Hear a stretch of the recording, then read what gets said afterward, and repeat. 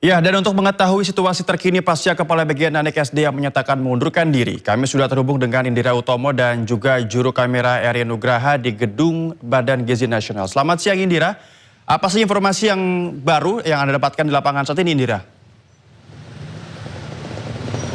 Ya, selamat siang Noval dan juga pemirsa. Memang saat ini beredar informasi mengenai mundurnya Kepala Badan Gizi Nasional yakni Nanik SD. Yang pengunduran diri ini sendiri dilakukan memang lantaran karena ingin melaksanakan pengobatan jantung di luar negeri. Dan kabar ini juga telah dikonfirmasi oleh asisten khusus Presiden bidang komunikasi dan juga kebijakan yakni Dirgayuza Setiawan. Dan juga dikatakan oleh Dirgayuza bahwa Nanik ini telah melaksanakan pengunduran diri begitu atau pamit kepada Presiden Prabowo pada 22 Juli 2026.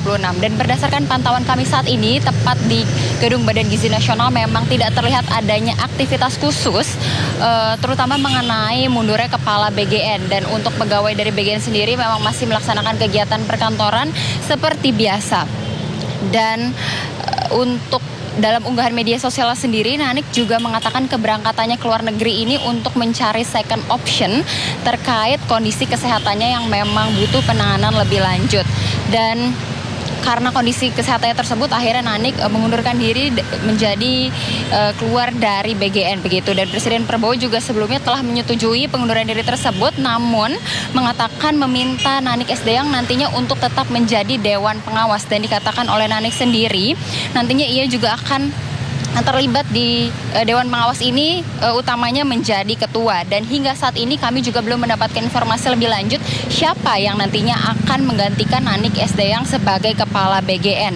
Dan meskipun masa jabatannya ini terbilang cukup singkat begitu, baru sekitar 1,5 bulan, namun Nanik SD yang juga telah melaksanakan sejumlah langkah begitu untuk melaksanakan reformasi khususnya untuk program makan bergizi gratis dengan mengganti jajaran pimpinan BGN eselon 1 yang terdiri dari 5 pejabat. Yang pertama ini ada sekretaris utama menjadi Dr. Lili Kamiliah, kemudian Deputi Bidang Sistem dan Tata Kelola yakni Dr. Prima Yosefin, kemudian Deputi Bidang Penyediaan dan Penyaluran Zainuri, Deputi Bidang Promosi dan Kerjasama Dr. Mariman, dan Deputi Bidang Pemantauan dan Pengawasan Dr. Ketut Sumadena.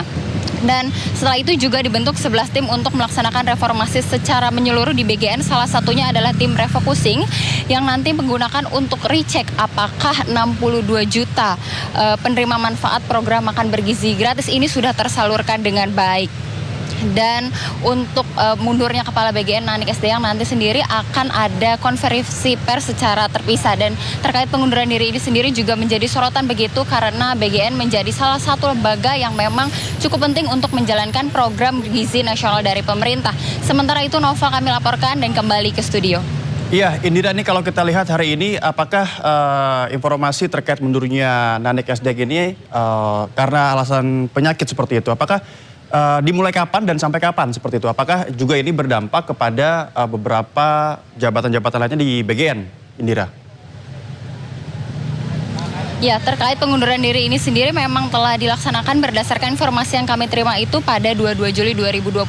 Dan untuk sampai kapannya sendiri memang kami belum mendapatkan informasi secara langsung karena memang dari beliau Nanik SD yang ini sendiri telah melaksanakan pengunduran diri. Namun kalau untuk pejabat yang baru dilantik ini memang kemarin sebelumnya telah dilantik sebelum Nanik SD yang ini melaksanakan pengunduran diri yang memang tujuannya untuk melaksanakan reformasi di Badan Gizi Nasional supaya program pemerintah ini kedepannya bisa tersalurkan dengan baik. Gitu Novel. Baik, terima kasih Indira Utomo dan juga juru kamera Eri Nugraha melaporkan langsung dari Gedung BGN Jakarta Pusat. Selamat bertugas kembali. Pemirsa, aksi unjuk rasa terjadi di depan Gedung Kejaksaan Agung dalam 2 hari berturut-turut. Massa mendesak Kejagung segera menangkap mantan Jampitsus Febri Adriansyah dan mengusut tuntas kasus yang menjerat dirinya.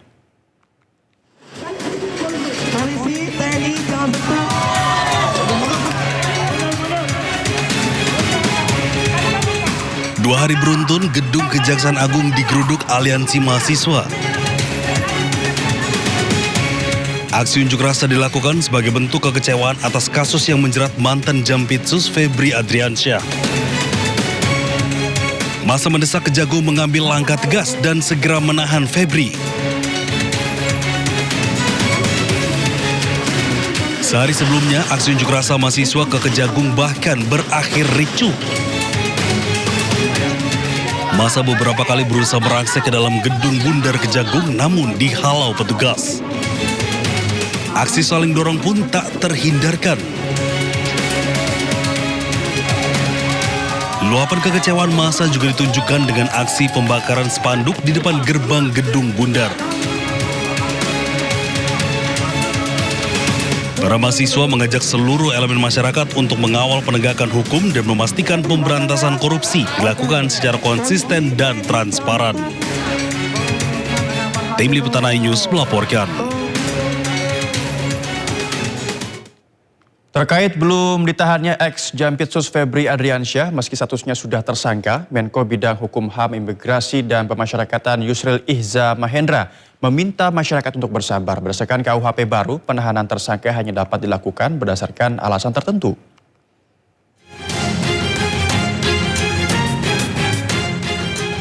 Ditetapkan sebagai tersangka atas dugaan korupsi dan tindak pidana pencucian uang sejak 11 Juli.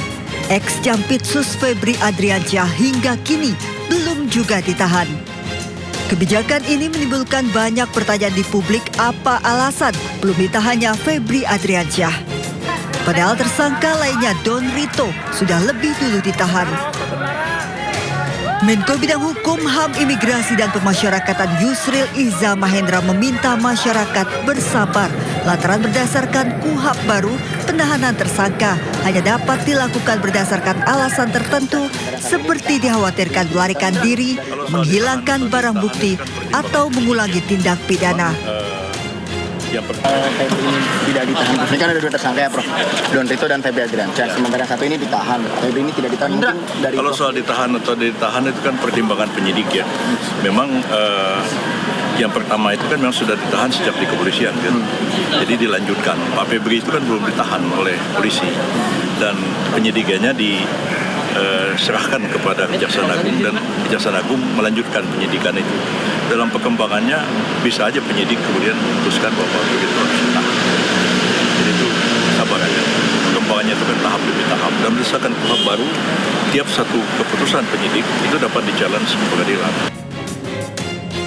Namun berbeda dengan Yusril, Wakil Ketua DPR RI Saan Mustafa meminta Kejaksaan Agung menjunjung tinggi kesetaraan dalam penanganan kasus yang menjerat ex-Jampitsus Febri Adriansyah. Kan pemeriksaan masih terus berlangsung dan tentu kita akan menunggu, menghormati proses jalannya hukum yang sedang berlanjut kan. Tapi kita berharap bahwa ada ekualitas ya, ada kesetaraan dalam soal penanganan. Jadi ajas kesetaraan itu tetap menjadi hal penting dan tidak membedakan satu sama lain. Sebelumnya, Kapus Penkum Kejaksaan Agung Anang Supriyatna masih meyakini Febri Adriansyah bersikap kooperatif dan tidak akan merusak atau menghilangkan barang bukti sehingga menjadikannya alasan belum ditanya Febri meski sudah berstatus tersangka. Dari Jakarta, Tim Liputan iNews melaporkan. Kita ke informasi lain pemirsa, kabar mengejutkan datang dari Badan Gizi Nasional atau BGN. Kepala BGN Nanik SD yang menyatakan mengundurkan diri. Nanik beralasan akan menjalani pengobatan jantung di luar negeri. Pengumuman pengunduran diri Kepala BGN diumumkan di akun Facebook Nanik SD yang. Pengunduran diri Nanik telah disampaikan kepada Presiden Prabowo Subianto dengan alasan akan menjalani pengobatan jantung di luar negeri. Ia juga menyatakan permintaan maaf atas pengunduran dirinya yang mendadak kepada Presiden. Namun ia menyatakan bersedia jika ditunjuk menjadi Dewan Pengawas BGN ke depannya. Ia juga mengaku trauma akut mengurus keuangan di BGN. Hingga kini pihak istana belum memberikan keterangan resmi terkait pengunduran diri Kepala BGN Nanik SD.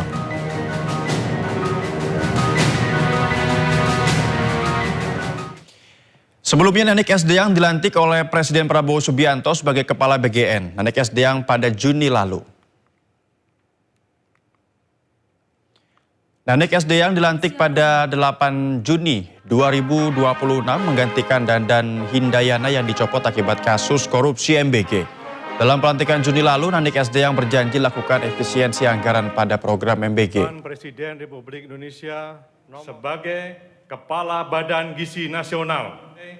Kami concern pada efisiensi anggaran agar bisa tidak membebani anggaran negara pada saat ini, tetapi dengan tidak mengubah target dari yang kita berikan gizi.